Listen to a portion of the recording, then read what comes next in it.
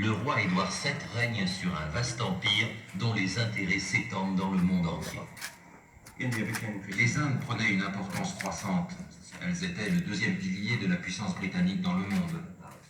La mobilité de l'armée des Indes garantissait les intérêts et l'influence des Anglais sur le globe. Et bien sûr, le canal de Suez permettait des déplacements rapides. Ils devaient absolument consolider leur position géopolitique en le sécurisant.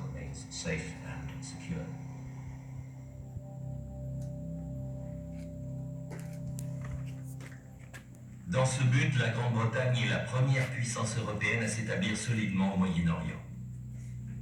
Dans les principautés du Golfe Persique, à Athènes et en Égypte.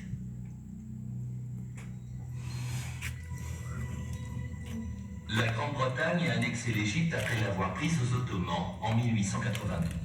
En 1914, lorsqu'elle en fait un protectorat, le Caire est devenu le centre de sa puissance au Moyen-Orient. La présence de troupes coloniales dans la région est d'une importance stratégique vitale pour l'Angleterre. Car le sultan Mohamed V, qui règne sur l'Empire ottoman, a fait alliance avec sa rivale la plus redoutée, l'Allemagne. Avec l'Empire austro-hongrois, ces pays forment les empires centraux. Trois alliés se dressent devant eux. La Grande-Bretagne, la France et la Russie.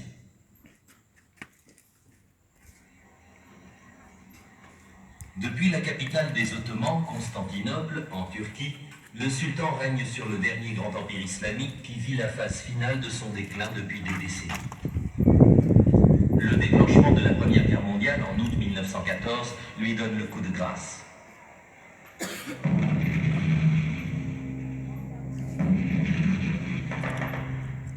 En Europe, l'avance rapide des Allemands est stoppée par les Anglais et les Français sur le front ouest. À l'est, le conflit entre la Russie, l'Allemagne et l'Autriche-Hongrie aboutit également à une impasse. Mais les armes dévastatrices de l'ère industrielle font chaque semaine des milliers de morts dans les tranchées des deux camps. Toutes les grandes puissances pensaient que la guerre serait terminée en quelques mois. Par conséquent, toutes sont surprises fin 1914, lorsque le conflit non seulement se poursuit, mais montre tous les signes de devoir s'éterniser. À ce moment-là, on commence à réfléchir à de nouveaux moyens de vaincre.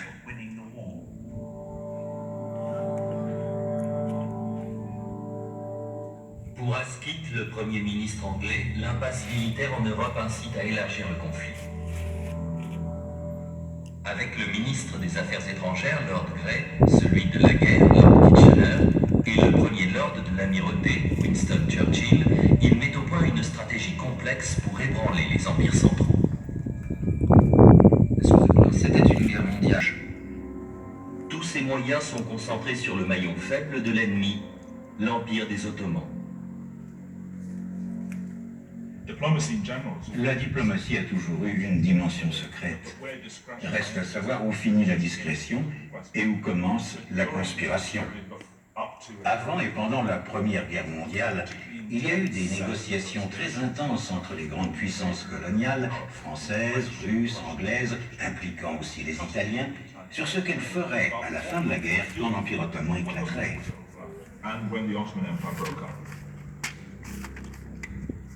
Le gouvernement anglais espère qu'un accord sur le partage des dépouilles de guerre renforce l'alliance contre les empires centraux.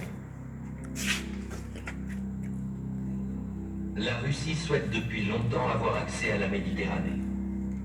Dans un traité secret de mars 1915, la Grande-Bretagne et la France font au tsar un cadeau d'une importance géopolitique vitale à ses yeux, Constantinople.